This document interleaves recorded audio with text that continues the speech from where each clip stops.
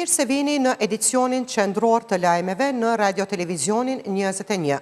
Vjosa Osmani e ka dorëzuar detyrën e presidentës, kurse në një ceremoni zyrtare, kryeparlamentarja Albulen Haxhiu është bërë zyrtarisht ushtruese detyre e presidentës. Në ceremoninë zyrtare në presidencë, Osmani ka thënë se është e lumtur që postin do ta mbajë një grua, teksa ka uruar që edhe pas Haxhiut në këtë post të jetë një grua. Haxhiu zotohet të veprojë në përputhje me kushtetutën si ushtruese e detyrës së presidentës. Gjatë ceremonisë së dorëzimit, Osmani i uroi mirëseardhje Haxhiut në presidencë, duke theksuar rëndësinë e këtij momenti si një arritje për përfaqësimin e grave në institucionet më të larta fshetrore. Osmani ndër të tjera shuroi që në pozitën e presidentit të vijë sërish një grua. Edhe shpresoj shumë, si thot populli, ta ngrehni komën zhag, edhe ju që edhe pas jush të jetë një grua këtu në këtë zyrë, me besimin e plot që gratë gjithmonë tregojnë kujdes të veçantë ndaj institucioneve në radhë të parë, po kujdes të veçantë edhe ndaj çdo qytetarit të Republikës së Kosovës. Osmani që ushtroi pozitën e presidentës për plot 5 vite, pasuesës së saj Haxhiut, ja bëri më dije se nuk do ta ketë një punë të lehtë. Nuk do të jetë punë e lehtë, edhe unë kam provuar të dyja në vitin 2020 dhe një periudhë vitit 2021, pra atë jem edhe kryetare e kuvendit edhe ushtruese detyrës së presidentës. Sado që të dyja detyrat kanë sfidat e veta, të jesh kreu i shtetit, njëkohësisht ta udhëheqësh politikën e jashtme të vendit dhe ushtrinë e vendit e shumë detyra të tjera, duke filluar nga përfaqësimi i unitetit të popullit, janë përgjegjësi e jashtëzakonshme në cilat ju dëshirojmë shumë sukses e shëndet. Osmani ndër të tjera tha se postin e presidentës e mori në një situatë jashtëzakonshme dhe se po e lë pas, siç tha, një punë të jashtëzakonshme. Ndërkohë, ushtruesja e detyrës Albulen Haxhiu u zotua se gjatë ushtrimit të detyrës si presidente do të veprojë në përputhje me kushtetutën. Sigurisht që për Kosovën është shumë e rëndësishme që në krye të institucioneve të kenë njerëz që kanë integritet të lartë, moral, profesional, edhe që secilin vendim që e marrin e kanë parasysh shtetin edhe qytetarët e Republikës së Kosovës. Haxhiu theksoi se kushtetuta nuk e lejon të qëndrojë më gjatë se 6 muaj si ushtruese e detyrës së presidentës, duke uruar që kuvendit ta zgjidhë sa më shpejt presidentin e ri, pasi që, sipas saj, zgjedhjet nuk janë të mira as për qytetarët e as për shtetin. Me këtë rast, unë sërish i bëj thirrje grupeve parlamentare, deputetëve të kuvendit të Republikës Kosovës, që sa më parë të ketë një zgjidhje për çështjen e presidentit. Le t'i lënë anash inatet, dallimet politike, le t'i vazhdojnë ato pasi që ta kryejnë këtë obligim kushtetues. Por deri atëherë, natyrisht që siç e përmenda, unë do të angazhohem maksimalisht që përgjegjësitë që ka presidenti t'i kryej me seriozitetin dhe me profesionalizmin më të lartë. Afati fundit i vendosur nga gjykata kushtetuese, kur deputetët e kuvendit duhet të zgjedhin presidentin e ri, është 28 prilli. Në të kundërtën, kuvendi shpërndahet automatikisht. Presidentja e Kosovës, Vjosa Osmani, pas dorëzimit të detyrës Albulen Haxhiut, i është drejtuar opinionit me një deklaratë përmbyllëse të mandatit të saj. Ajo ka thënë se që nga dita e parë e ka marrë këtë detyrë me një bindje të qartë se integriteti nuk negociohet, se shteti nuk përkullet dhe se besimi qytetarëve nuk shpërdorohet. Osmani konstatoi se një Kosovë që dëgjohet në botë është gjithnjë më e sigurt në shtëpi. Në çdo takim, në çdo vizitë, në çdo bisedë me lider botror, kam pasur një mesazh të vetëm. Kosova është republikë sovrane. Ndjekim disa thekse nga deklarata e saj, ndërkaq fjalimin e plotë mund ta ndiqni më njëherë pas këtij edicioni lajmesh.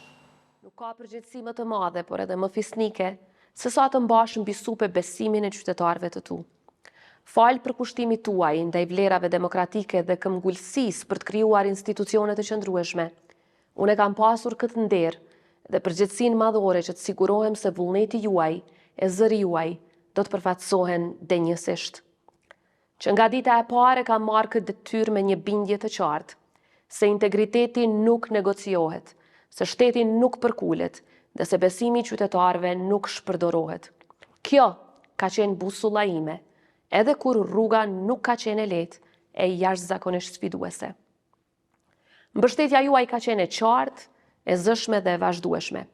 E kam ndier në çdo lagje, në çdo fshat e qytet, në çdo takim, në çdo mesazh dhe në çdo mundësi që kam pasur t'ju takoj. Ajo mbështetje mbi të gjitha ishte besim. Dhe për këtë besim, përulem para jush me mirënjohjen më të thellë e të përjetshme. Sepse besimi i qytetarëve është forca që i jep kuptim çdo përgjegjësie publike. Atë besim unë e kam kthyer në besnikëri, ndaj jush, ndaj parimeve të shtetit, ndaj vlerave tona të përbashkëta, kombëtare e demokratike. Besnikëri vetëm e vetëm ndaj Republikës së Kosovës, sovranitetit të saj, pavarësisë së saj e paprekshmërisë së kufive të saj. Për mua, thelbësore ka qenë dhe mbetet mbrojtja e interesit të shtetit dhe të qytetarëve tanë, ndërlidhja e historisë së mundimshme e sakrificës së popullit tonë me vizionin e atit themeltar të Republikës, presidentit Ibrahim Rugova, nderimi i luftës sonë çlirimtare dhe mbrojtja e aleancave me aleatët tanë sigurisë, të cilët edhe 27 vite pas lufte, së bashku me institucionet tona, ende e mbrojnë kufirin tonë me Serbinë. Pas 5 vitësh në krye të shtetit, Vjosa Osmani e përmbylli mandatin e saj si presidente e Kosovës. Puna e saj gjatë kësaj periudhe po vlerësohet nga këndvështrime të ndryshme nga partitë politike, përkundër që nuk e kandiduan sërish për një mandat të dytë. Në lëvizjen vetëvendosje thonë se kanë vetëm fjalë miradije për Vjosa Osmanin, derisa nuk e përjashtojnë mundësinë e ndonjë bashkëpunimi në nivele të tjera në të ardhmen. Edhe në LDK e vlerësojnë punën e Osmanit, sidomos në arenën ndërkombëtare. Ndërkaq më kritik ndaj të parës së vendit janë në AK, siç thonë pasi e para e vendit i ka shërbyer më shumë partisë në pushtet, lëvizjes vetëvendosje. Deputetja e lëvizjes vetëvendosje Liza Gashi e vlerëson angazhimin e Osmanit gjatë mandatit të saj, teksa shton se bashkëpunimi mbetet i hapur edhe në të ardhmen. Kemi pas fjalë vetëm miradije për angazhimin dhe punën e zonjës Osmani. Normalisht që nëse shkojmë në një garë zgjedhore, do të kemi, si më thonë, rikalibrim të skenës politike si rezultat i sovranit, kështu që në këtë drejtim, si lëvizje vetëvendosje gjithmonë kemi qenë të hapur ka si partnerëve për bashkëpunim, për dialog. Fjalë të mira për Osmanin, thot edhe antari i kryesisë së LDK-s, njëherë është nënkryetari i komunës së Prishtinës, Shkëmb Manaj. Sipas tij, Osmani ka bërë një punë të mirë gjatë ushtrimit të detyrës së saj, veçanërisht në përfaqësimin ndërkombëtar të Kosovës. Manaj thekson se LDK pret që pas përfundimit të mandatit, Osmani të ketë një bashkëpunim të ngushtë me këtë subjekt politik. Ai thekson se në rast se vendi shkon në zgjedhje, Osmani mund të jetë pjesë përbërëse dhe një ndër figurat udhëheqëse të listës së LDK-s. Atëherë ne vlerësojmë punën e zonjës Osmani si presidente e Republikës së Kosovës. Mendojmë që ka bërë punë të mira për sidomos në përfaqësimin ndërkombëtar të Kosovës, por edhe në ruajtjen e proceseve edhe demokratike në vend, por edhe të funksionimit demokratik të institucioneve. Sa i përket bashkëpunimit, ne presim domethënë që pas përfundimit mandatit të saj, zonja Osmani të ketë një bashkëpunim ngushtë me Ligën Demokratike të Kosovës dhe mendojmë që nëse vendi vazhdon që shkon e zgjedhje, ne mendojmë që zonja Osmani do të jetë pjesë përbërëse dhe prisje e listës së Lidhjes Demokratike të Kosovës në këtë zgjedhje. Në anën tjetër, deputetja e AK-s, Time Kadriaj, ka akuzuar Osmanin se gjatë 5 viteve në krye të vendit, më shumë i ka shërbyer partisë në pushtet lëvizjes vetëvendosje. Na vjen keq me thonë, po shpesh herë ka thonë edhe në deklaratën e fundit që ka dhënë në një emision se edhe vetë data zgjedhjeve që është përcaktuar 28 dhjetori ka qenë dakorduar prej lëvizjes vetëvendosje dhe kjo e ka bëha datë për shkak kërkesës së lëvizjes së vetëvendosje, i ka bo favore partisë në pushtet për të cilës edhe o zgjedhë presidente, ndërsa mbetja penge zgjedhjes së krye prokurorit, po ashtu ka qenë e dakorduar me zotin Kurti. Megjithatë, ajo shton se pas prishjes së raporteve të Osmanit me këtë parti dhe kryeministrin Albin Kurti janë të hapur për bashkëpunim me Osmanin, varësisht se cila do të jetë qasja e saj. Varësisht se cila do të jetë qasja Vjosa Osmanit, ne kemi bashkëpunim të mirë edhe me LDK-n edhe me PDK-n. Në të kaluar kemi pas edhe me lëvizjen vetëvendosje, varësisht për pozicionin që kemi, pozitë ose opozit, e kemi detyrimisht që duhet të bashkëpunojmë dhe sigurisht që do të kemi edhe një bashkëpunim. Në Partinë Demokratike të Kosovës nuk u përgjigjen për vlerësimin e tyre për punën e Vjosa Osmanit gjatë 5 viteve si presidente. Po ashtu edhe në zyrën e Osmanit nuk u deklaruan se cili do të jetë angazhimi i saj në të ardhmen. Osmani më herët ka paralajmëruar rikthem në jetën politike të vendit pas përfundimit të mandatit si presidente. Kuvendi i Kosovës në një seancë të jashtëzakonshme më 4 prill 2021 me 71 vota për zgjodhi presidente të Republikës së Kosovës Vjosa Osmani Sadriun. Vjosa Osmani që 5 vite më parë mori detyrën e presidentës me përkrahjen e vetëvendosjes nuk arriti të siguronte edhe një mandat të dytë, ani pse dëshirën për një gjë të tillë e kishte shprehur haptazi. Çështja e presidentit është temë kryesore e diskutimeve në sferën politike që nga zgjedhjet e fundvitit të kaluar.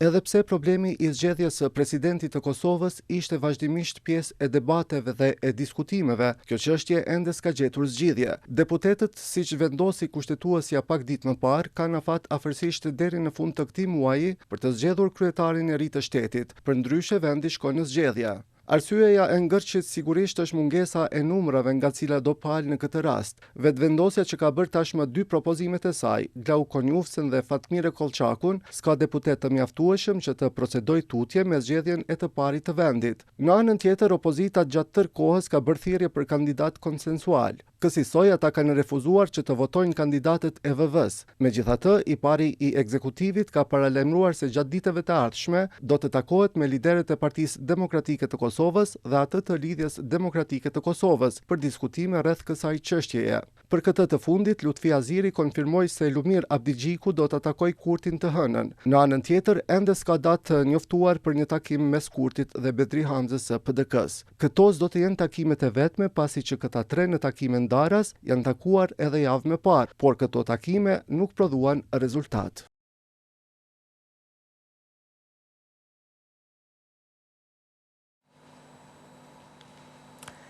Instituti i Kosovës për drejtësi ka vlerësuar se refuzimi i kryesisë së kuvendit për të përzgjedhur sekretarin e përgjithshëm të kuvendit dhe shpalja e konkursit të ri është mos respektim i ligjit, zvarritjes institucionale dhe vendimarrjes arbitrare nga vetë institucioni që duhet të garantojë sundimin e ligjit. IKD e bën përgjegjëse për mos zgjedhjen e sekretarit përgjithshëm të kuvendit, fillimisht kryekuvendarën dhe të gjithë anëtarët e kryesisë. Në këtë proces, 2 kandidatët që kanë kaluar pragun ligjor dhe janë propozuar në përzgjedhje kanë qenë Arben Loshi me 90.2 pikë dhe Tauland Bajrami me 82.2 pikë. Nuk ka pasur asnjë ankesë, asnjë kontestim procedural dhe asnjë vërejtje për ligjshmërinë e procesit. Andaj IKD i ka bërë thirrje kuvendit që ta përzgjedhë menjëherë njërin nga kandidatët e propozuar. Kryesia e kuvendit pas përfundimit të gjitha procedurave ligjore për përzgjedhjen e sekretarit të kuvendit dhe propozimit të suksesshëm të 2 kandidatëve për votim në mënyrë arbitrare, ka vendosur se të mos votojë asnjërin prej tyre dhe të shpall konkurs të ri. Kjo mënyrë e veprimit është në kundërshtim të hapur me legjislacionin në fuqi, duke përbërë një vendim arbitrar që cënon sigurinë juridike të kandidatëve të përfshirë në proces, si dhe duke rrezikuar krijimin e një standardi të rrezikshëm institucional. Pos kësaj, kjo mënyrë e veprimit është duke e lënë ligjërisht Kuvendin e Kosovës pa sekretar, e cila pozitë në asnjë rrethon nuk mund të mbulohet me ushtrues detyre më gjatë se 2 vite. IKD ka sqaruar se procesi ka nxjerrë 2 kandidatë që kanë kaluar pragun ligjor dhe janë propozuar për përzgjedhje. E nga të dy, siç thot IKD, kryesia e kuvendit nuk ka marrë asnjë veprim për ta përzgjedhur njërin prej tyre, ndërkohë shton se në asnjë rast nuk është konstatuar se procesi ka pasur shkelje, mangësi ose arsye ligjore që më pas të anulohej.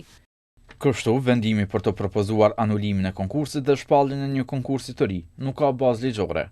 Përbën devijim të qartë nga qëllimi i procedurës së rekrutimit, si dhe cënon të drejtat e ligjshme dhe sigurinë juridike të kandidatëve të përfshirë në këtë proces. Kryesia nuk ka pasur përpara një proces të dështuar, por një proces të përfunduar, të ligjshëm dhe të pakontestuar, ku ka qenë obliguar të zgjedhë njërin nga 2 kandidatët e propozuar.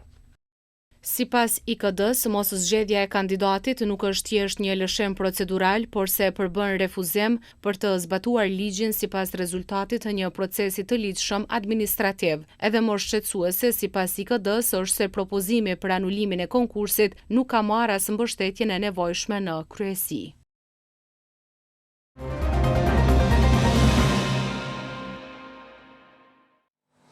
Ministrja e Industrisë, Ndërmarrësisë, Tregtisë dhe Inovacionit, Mimoza Kusari Lila, ka njoftuar se kanë nënshkruar vendimin për vazhdimin e masës mbrojtëse për produktet e naftës, me qëllim mbrojtjen e konsumatorëve dhe garantimin e konkurrencës së drejtë në tregun vendor. Megjithatë, 1 litër naftë në pompat e benzinës sot shitej €1,94. Përfaqësues të opozitës dhe ekspertë të ekonomisë kërkojnë heqjen e taksës dhe akcizës së naftës për të parandaluar shtrëngimin e ushqimeve. Ministria e Tregtisë njoftoi gjatë ditës se në Kosovë vazhdon të jetë në fuqi marzha e fitimit për tregtarët e naftës. Ministria Mimoza Kusari bëri të ditur se çmimet maksimale të lejuara në tregun vendor sipas të dhënave aktuale janë nafta €1,91 për litër, ndërsa benzina €1,44 për litër. Sot çmimi për litër naftë nuk mund të jetë më i lartë se €1,91, ndërsa çmimi për litër benzine nuk mund të jetë më i lartë se €1,44. Çdo çmim mbi këto vlera do të sankcionohet. Por, pavarësisht shkëtij vendimi, të shtunen çmimin për 1 litër naftë në Kosovë, në përpikat të caktuara të karburanteve, arriti në €1,93 për litër, madje edhe më shumë, nga €1,83 sa ishte të premten. Ndërkaq, pavarësisht vendimeve të Ministrisë së Tregtisë, përfaqësues të bizneseve vazhdojnë të cilësojnë autoritetet në Kosovë si spektatorë të situatës. Përpas që temi kanë ndiku në rritjen e derivateve të naftës, automatikisht kanë pas një ndikim, tashmë kanë filluar me pas ndikim fatkeqësisht edhe në sektorët të tjerë për shkak të këtij zinxhiri temi ekonomik që ka edhe ky sektor, pra prej aty ka filluar me pas ndikimin tek sektori i transportit dhe shërbimeve. Gjithashtu tashmë kanë filluar me pas telashe edhe ose rritje të kostove edhe presion të madh për një numër të madh biznese të cilat sot kësaj dite përballen me reduktime të shumta të energjisë elektrike e ku përpasoj si zgjidhje të dytë themi jo PQF-it po pezorit e kanë pra përdorimin e gjeneratorit për themi funksionimin e vazhdueshëm të produktivitetit të tyre. Heqja e akcizës dhe të VSH-s mbi produktet e naftës po shihet si hap i duhur për situatën e krijuar. Heqja e tyre u kërkua edhe nga subjektet politike opozitare përmes një seance të jashtëzakonshme. Megjithatë, në seancën e cila u përcoll me përplasje të jashtëpasershme, kryeministri Kurti konfirmoi se një gjë të tillë as nuk e ka ndërmend ta bëj. Unë nuk jam kryeministër tash për herë të parë. Jam kryeministër për herë të tretë. Që sa vjet jam kryeministër, gjithmonë keni kërkuar me raste të caktuara, herë hiqe akcizën, herë hiqe të VSH-n, nuk e kum bë asnjënën, janë mojt zgjedhjet, kam fitu veç më shumë. A kuptoni? Shtrëngimi i naftës u tha se ka nxitur edhe shtrëngim të produkteve të tjera, veçanërisht atyre esenciale. Qeveria me qëllim të parandalimit të shtrëngimit të mëtejshëm të çmimit të produkteve, miratoi ligjin për çmimin tavan. Ky ligj parasheh krijimin e një bordi të pavarur, i cili do të përcakton marzhën e fitimit për bizneset në produkte të caktuara, ngjashëm siç po bëhet me marzhën e fitimit për naftën. Megjithatë, ligji për çmimin tavan po shihet si vështirë i realizueshëm.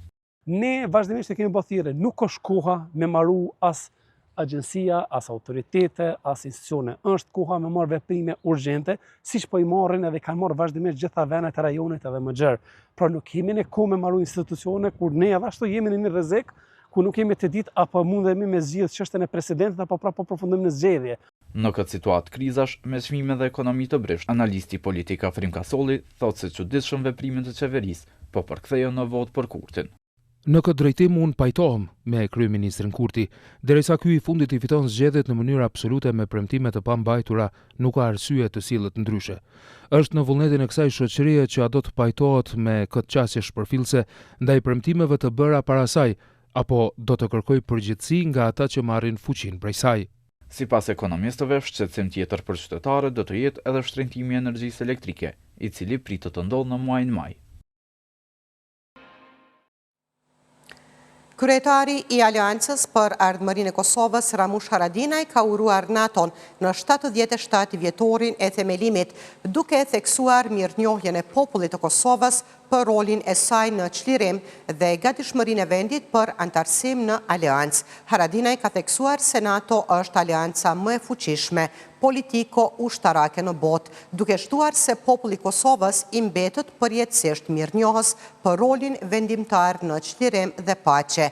Ai ka vlerësuar se ushtria e Kosovës, e ndërtuar sipas standardeve të NATO-s, është e gatshme të bëhet anëtare e denjë e aleancës për krah SBA-s dhe aleatëve në shërbim të paqes dhe sigurisë. Urimet dhe mirënjohjen më të thellë për të gjithë pjesëtarët e aleancës, kudo që janë në shërbim të paqes në përbot, ka shkruar Haradinaj.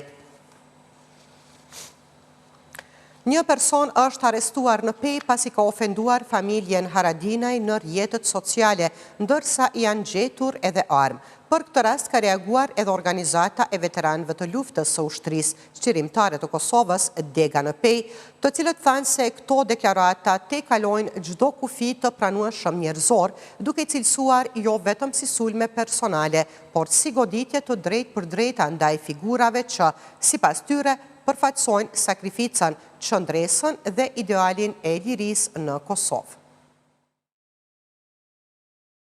Policia e Kosovës ka njoftuar se ka arrestuar një person të premtën në Pej pasi ka ofenduar familjen Haradinaj. Gjatë kontrollit në shtëpinë të dyshuarit janë gjetur 2 armë. Sipas policisë, i dyshuari kishte postuar një video duke ofenduar.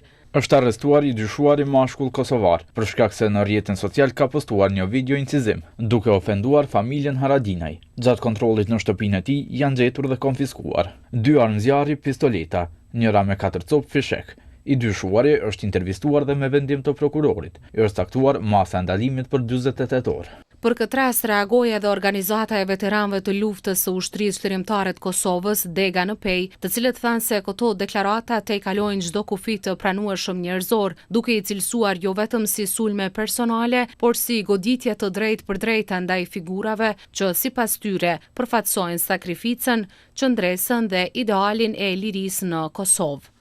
Ramush Haradinaj është prej heronjve të gjallë të këtij vendi, ndërsa familja e tij përfaqëson një shtyllë vlerash kombëtare, të ndërtuara mbi nderin, guximin dhe përkushtimin ndaj adheut. Kur përçarja përdoret si mjet politik dhe gjuha urrejtjes tolerohet, apo edhe stimulohet, atëherë degradimi bëhet normë. Përderisa pushteti nuk reagon, ai legjitimon çdo fyerje që synon të poshtrojë ata që mbajtën barrën më të rëndë të luftës çlirimtare.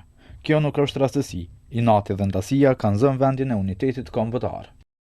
OVLUÇK Dega në Pej i ka bërë thirrje organeve të drejtësisë që të trajtojnë me seriozitet maksimal rastin dhe të ndërmarrin masa ligjore ndaj personit përgjegjës, duke përfshirë edhe paraburgimin.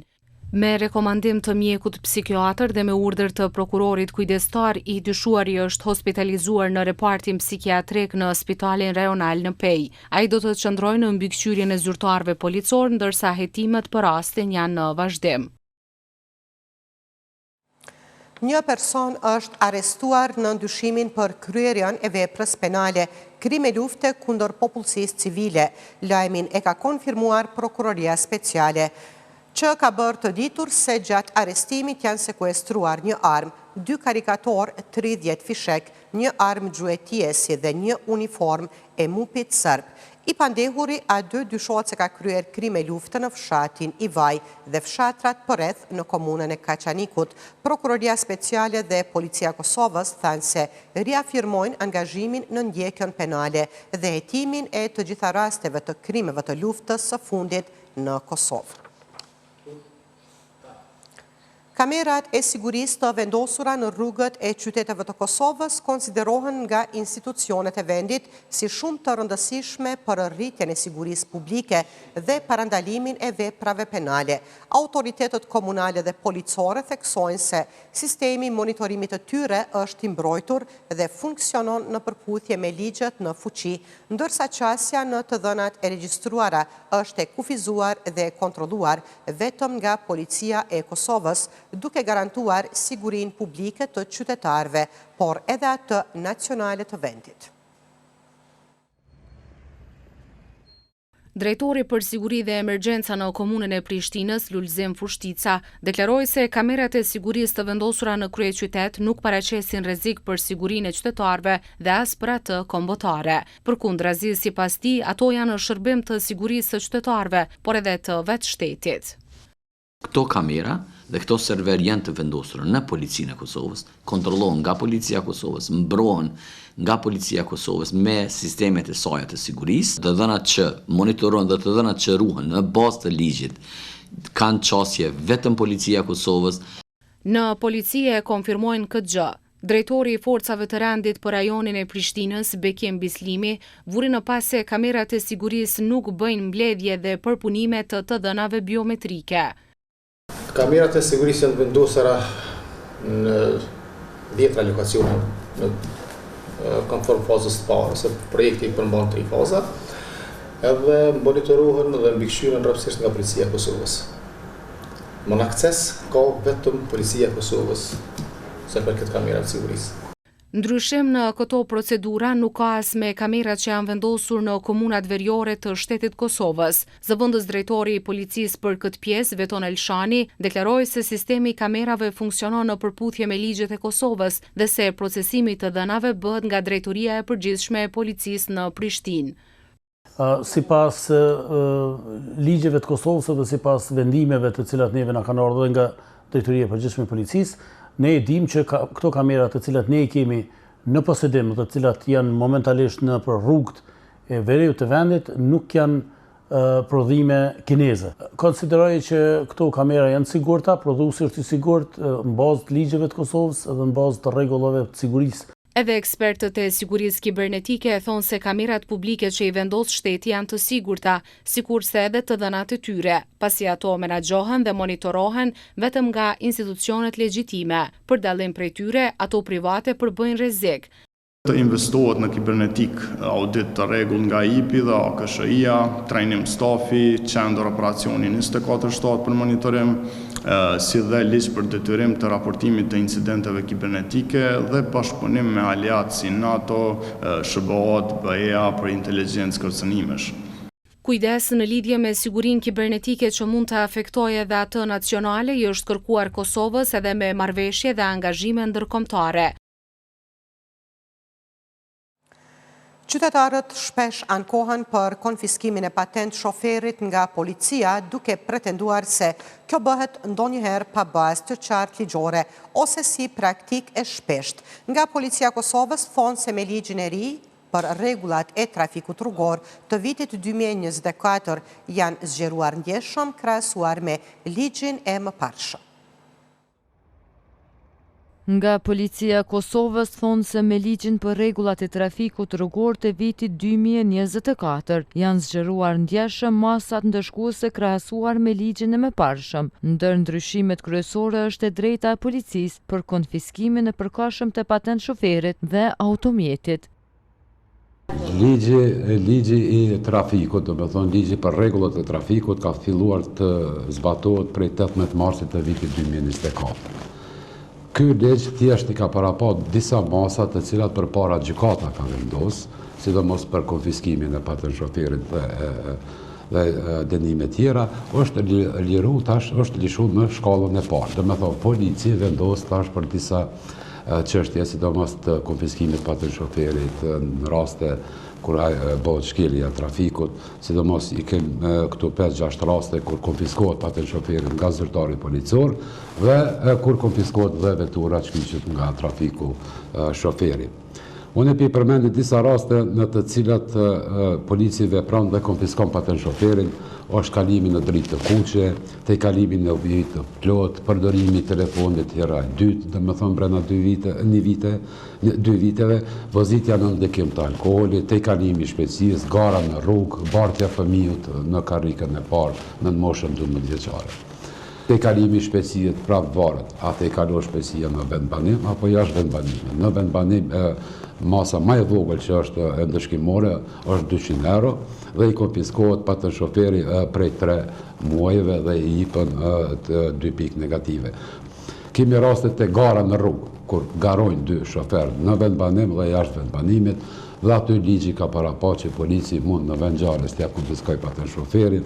Kemi në masa ndëshkimore dhe për barkun e fëmijët, do me thonë në moshën 12 vjeçare në karrikën e parë, pa pas ulsën për fëmijë, do me thonë aty ligji ka parapa që masa ndëshkimore t'ia 200 euro, 3 muaj konfiskohet paten shoferi si edhe 2 pikë.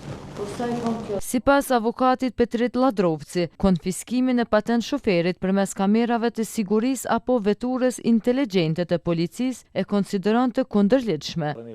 Problematika është se kamerat i kanë gjitë për evidentimin e kundërvajtëse, ku shkruajnë kundërvajtje në qytet, po ashtu këtë kundërvajtje i hasum edhe të veturat inteligjente, të cilat evidentojnë shkelësit e kundërvajtësve në trafik. Por dhe këto dënime shkojnë automatikisht në bazë, regjistrohen, shkruhen dënimet dhe regjistrohen në sistem. Por këto është çalon problematika për shkak se qytetarët nuk njoftohen në kohë reale lidhur me këto dënime. Për shkak se këto dënime hinë në sistem, momentin që të hinë në sistem, nëse ka mas, ai dënim, nëse ka mas për pezullimin e patent shoferave, atëherë qytetari mund në kohë reale mos tjetë njoftuar, ndërsa patrolla atë ditë apo të nesërmen mund të hasë atë shofer duke ngasur automjetin, e i njëjti nuk e ka ditë që ka mas për ndalim qarkullimit të mjetit apo drejtimit të mjetit, atëherë konfiskohet vetura, ju vazhdohet masa edhe pason gjoba. Kështu është ka ndodhur në praktikë, e që mendoj që është e kundërlidhshme. Ladrovci thekson se nuk e shet të arsyeshme që gjobat të dërgohen me postë për shkak se nuk i kemi të gjitha adresat e sakta të atyre që kryejnë veprat e kundërvajtësve në trafik. Praktika deri tashme ka treguar se janë duke vepruar kundërlidhshëm për shkak se ata hinë sistem, kënena qytetarin nuk njoftohet për shkak se dënimi ju shkon me postë, e të na në Kosovë dihet që i kemi adresat e parregullta, gjithashtu edhe numrat e telefonit janë të ndruara, edhe nuk mund t'ja lesh fajin qytetarit të aktualizon të gjitha dhënat, sepse shofer kemi mosha të ndryshme, andaj edhe problematika mund të çalon edhe të pjesa e gjeneratave që janë më të vjetra, për shkak se ata nuk mund të rigjenerojnë të dhënat apo të shikojnë e-Kosovën apo të përcjellin në kohë reale mos ju ka shqiptuar ndonjë dënim. Këto ndryshime sipas policisë synojnë rritjen e sigurisë në rrugë dhe mundsojnë reagim më të shpejtë dhe efikas ndaj shkelësve, duke forcuar rolin e policisë në parandalimin e aksidenteve. Në përvjetorin e fillimit të gjykimit të ish-krerëve të OÇK-s në Hag, artist kosovar nga shoqata Artistët për Artist kanë organizuar ekspozitën me titull Artistët në hap me luftëtarët, duke shprehur përmes artit pakënaqësinë e tyre lidhur me këtë gjykim. Kryetari i shoqatës së artistëve Veton Kusia tha se organizimi i kësaj ekspozite synon të adresojë shqetësimet e artistëve lidhur me gjykimin në Hag. Në këtë rast jemi mbledh me shpreh një pakënaqësi në lidhje me gjykimin e ushtarëve tonë, edhe kjo një ndërkohë na duket tuti pe gjykojnë edhe viktimat e luftës dhe refugjatët dhe këtë vujtje tona, kështu që na jemi vetëm mbledhë si artistë me tema të ndryshme të lira për me shpreh pakënaqësinë tonë lidhje me gjykimin e ushtarëve tonë në Hag. Ndërkaq profesori dhe antari i shoqatës Mus Prelvukaj e cilësoi ekspozitën si një formë reagimi artistik ndaj zhvillimeve aktuale, duke theksuar se ajo bart karakter tematik dhe reflektues. Është një ekspozitë tematike, është ekspozitë e revoltës, sepse sot është përvjetori i gjykimit të kreut, gjykimit pa drejt të kreut të ushtrisë çlirimtare të Kosovës. Me këtë duhet them se po gjykohen edhe të ranit, edhe të plagosurit, edhe heronjtë e gjallë, njerëzit aktiv në politikën shqiptare që ishin pjesëmarrës në luftën çlirimtare të Kosovës. Në këtë aktivitet mori pjesë edhe Ismail Tasholli nga Liria ka emër, i cili vlerësoi rolin e artit si pjesë e angazhimit shoqëror. Vetëm dy fjalë falënderimi edhe kujtimit që arti të na nuk kuptohet pa prapashtesën aktivizëm, sepse artistat kanë qenë pararoja e ruajtjes vlerave tona, edhe kjo ekspozit simbolik është po i njëjti mesazh që qytetaria merr peshë në mesin e artistëve. Më 9 shkurt të këtij viti, në dhomat e specializuara kanë nisur fjalët përmbyllëse në rastin Thaçi dhe të tjerët. Katërshja e UÇK-s më 18 shkurt ka paraqitur fjalët e tyre prej 20 minutash, ku janë deklaruar sërish të pafajshëm për të gjitha akuzat që i ngarkon zyra e prokurorit të specializuar. Edhe ekipet mbrojtëse të Hashim Thaçit, Kadri Veselit, Recep Selimit e Jakub Krasniqit kanë kërkuar që të njëjtit të shpallen të pafajshëm për të gjitha pikat e aktakuzës. Të dashur qytetarë të Republikës së Kosovës, e nderuar mërgat, forca që e mban Kosovën të lidhur me botën. Nuk ka nder më të madh se të shërbesh Republikës. Nuk ka përgjegjësi më të madhe, por edhe më fisnike, se sa të mbash mbi supe besimin e qytetarëve të tu. Fal për kushtimit tuaj ndaj vlerave demokratike dhe këmbgulësisë për të krijuar institucione të qëndrueshme. Unë kam pasur këtë nder dhe përgjegjësinë madhore që të sigurohem se vullneti juaj e zëri juaj do të përfaqësohen denjësisht. Që nga dita e parë kam marrë këtë detyrë me një bindje të qartë, se integriteti nuk negociohet, se shteti nuk përkulet dhe se besimi i qytetarëve nuk shpërdorohet. Kjo ka qenë busulla ime, edhe kur rruga nuk ka qenë e lehtë e jashtëzakonisht sfiduese. Mbështetja juaj ka qenë e qartë, e zëshme dhe e vazhdueshme. E kam ndier në çdo lagje, në çdo fshat e qytet, në çdo takim, në çdo mesazh dhe në çdo mundësi që kam pasur t'ju takoj. Ajo mbështetje mbi të gjitha ishte besim. Dhe për këtë besim, përulem para jush me mirënjohjen më të thellë e të përjetshme. Sepse besimi i qytetarëve është forca që i jep kuptim çdo përgjegjësie publike. Atë besim unë e kam kthyer në besnikëri, ndaj jush, ndaj parimeve të shtetit, ndaj vlerave tona të përbashkëta, kombëtare e demokratike. Besnikëri vetëm e vetëm ndaj Republikës së Kosovës, sovranitetit të saj, pavarësisë së saj e paprekshmërisë së kufive të saj. Për mua, thelbësore ka qenë dhe mbetet mbrojtja e interesit të shtetit dhe të qytetarëve tanë, ndërlidhja e historisë së mundimshme e sakrificës së popullit tonë, me vizionin e atit themeltar të Republikës, presidentit Ibrahim Rugova, nderimi luftës sonë çlirimtare dhe mbrojtja e aleancave me aleatët tanë sigurisë, të cilët edhe 27 vite pas lufte, së bashku me institucionet tona, ende e mbrojnë kufirin tonë me Serbinë. Mbrojtja e aleancës së lirisë me Shtetet e Bashkuara të Amerikës, me vendet evropiane dhe gjitha vendet paqëdashëse gjithandej globit, ka qenë dhe mbetet themeli i qëndrueshëm për mbrojtjen e paqes. Unë nuk lëviz nga ky vizion, sepse ky është vizioni i shtetit ton, ky është vizioni i qytetarëve të vendit tim. Të dashur qytetar, orientimi im si përfaqësuese juaja ka qenë dhe mbetet i qartë, ai i presidentit Rugova. Një Kosovë e lirë, e pavarur, demokratike, e integruar në strukturat euroatlantike dhe në aleancë të përhershme me Shtetet e Bashkuara të Amerikës. Ky nuk ka qenë vetëm vizion, ka qenë udhërrëfyesi im i përditshëm. Dhe Kosova e këtyre 5 vjetëve është udhëhequr çdo ditë nga ky orientim i qartë strategjik. Me përulje të thellë, sikurse çdo herë dhe sot nderoj heronjt, martirët e lirisë, dëshmorët e ushtrisë çlirimtare të Kosovës, të gjitha ata që u zhdukën me dhunë nga forcat gjenocidale serbe, të gjitha të mbjetuarat e të mbjetuarit e dhunës seksuale gjatë luftës, e të gjitha ata që dhanë gjithçka për këtë vend, sepse liria jonë mban emrin e tyre, dhe Republika jonë qëndron pikrisht mbi sakrificën e tyre. Këto kanë qenë përhershmëri e veprimeve të mia dhe busulla orientuese e çdo pune në secilën ditë të angazhimit tim për Republikën tonë të dashur, duke u mbetur për herë besnike parimeve të shtetit tonë, tash në ditën e fundit të mandatit, sikurse edhe në ditën e parë të tij. Sepse një Kosovë që hap dyer jashtë është më e fortë brenda, sepse një Kosovë që dëgjohet në botë është gjithnjë më e sigurt në shtëpi.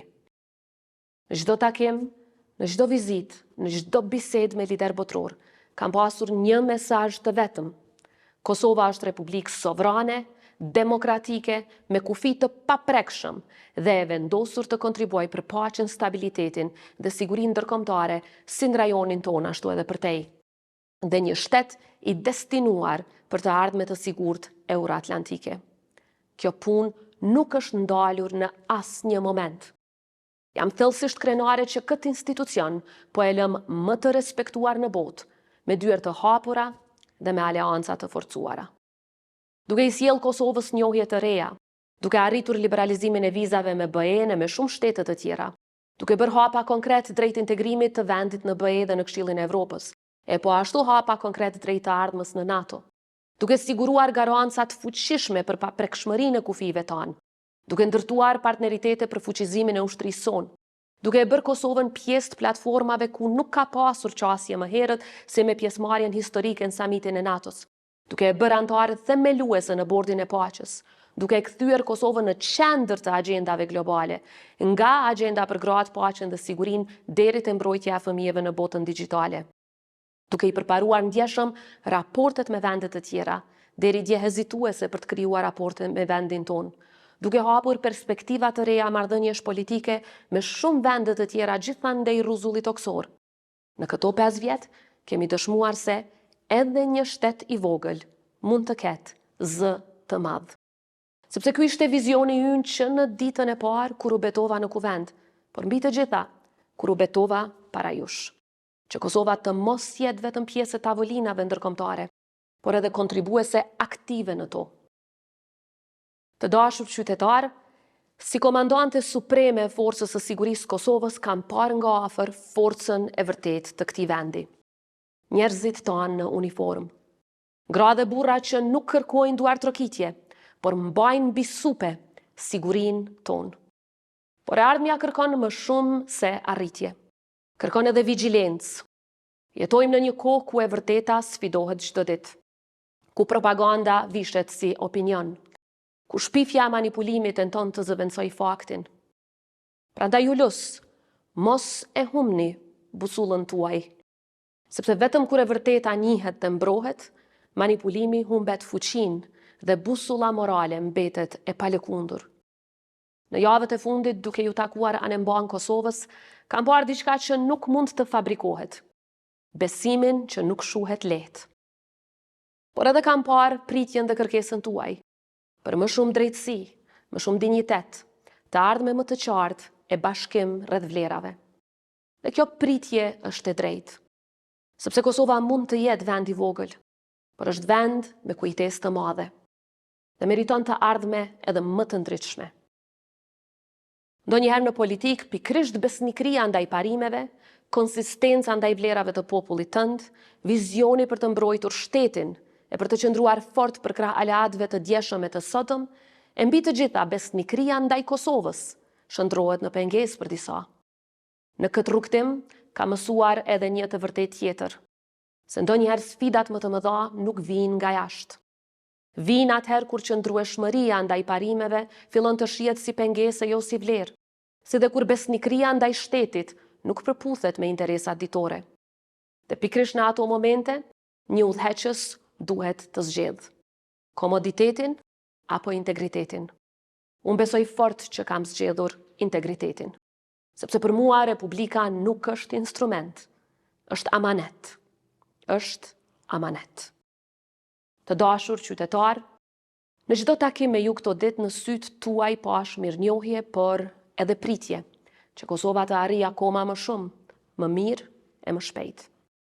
Kjo është Kosova jonë, një vend i vogël në hartë, por i madh në shpirt. Një popull që ka mësuar të qëndroj, të ngritet dhe të ecë përpara, gjithmonë duke bërë më shumë se sa që pritet prej tij. Për të gjitha ata që kam takuar, faleminderit nga zemra.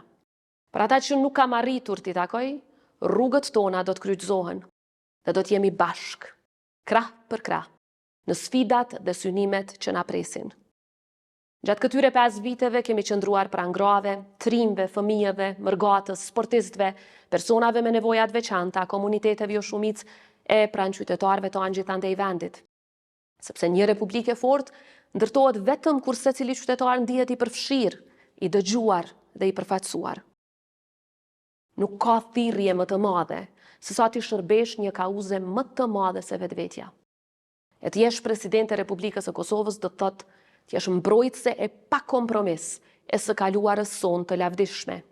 Luftëtare e përditshme për të tashmen dhe garantuese e vendosur për një të ardhme më të mirë. Sot, përulem para çdo qytetari që na ka besuar, sepse besimi është valuta më e shtrejt e demokracisë. Por edhe më e lehta për të humbur kur e vërteta zëvendësohet me shpifje. Prandaj juftoj që së bashku ta mbrojmë të vërtetën. Ne mund të përballemi me sfida, mund të përballemi me padrejtësi, por kur nuk do të përballemi me mungesë guximi. Këtë u apremtoj, sepse ky popull ka zgjedhur gjithmonë të qëndrojë drejt. Dhe nëse ka një gjë që ka mësuar nga ju, është kjo.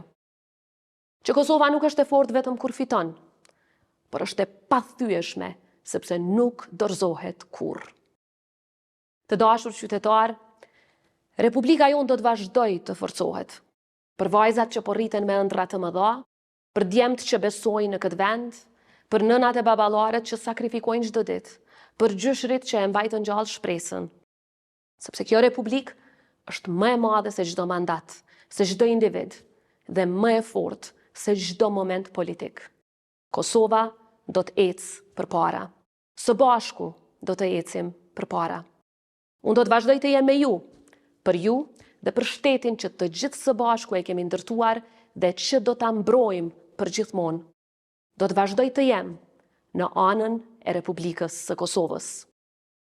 Natyrisht që angazhimi politik nënkupton që çmimin e qëndrimeve tona shpesh herë e paguajnë familjet tona. Prandaj dua t'i falenderoj nga zemra dy vajzat e mia dhe bashkëshortin tim, si dhe gjithë familjen time, që më qëndruan afër në çdo hap, pavarësisht se sa i vështirë bëhej ky rrugtim. Familja është themeli më i fortë i kësaj shoqërie, dhe vetëm duke ruajtur vlerat familjare, që kanë qenë fuqia jonë për herë, ne do të mund ta forcojmë shtetin tonë.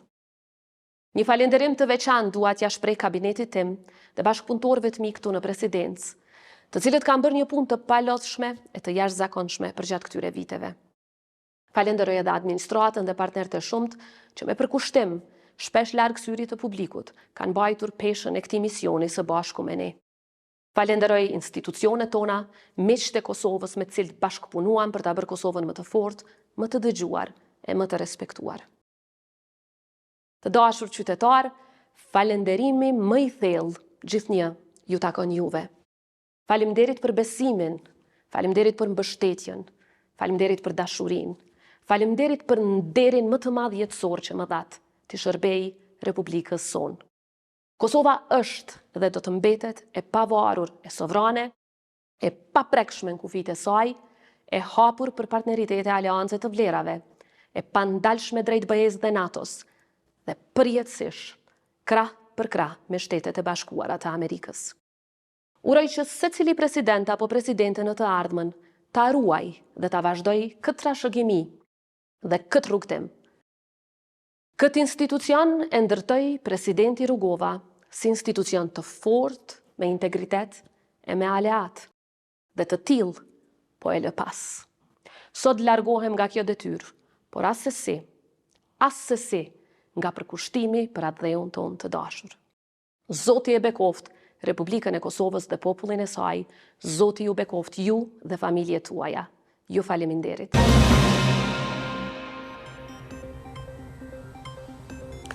Para se të ndahemi, ju bëj me dije se tash mund të ndiqni deklarimin e presidentës Vjosa Osmani pas përmbylljes së punës 5 vjeçare si presidente e Kosovës. Mirupafshim.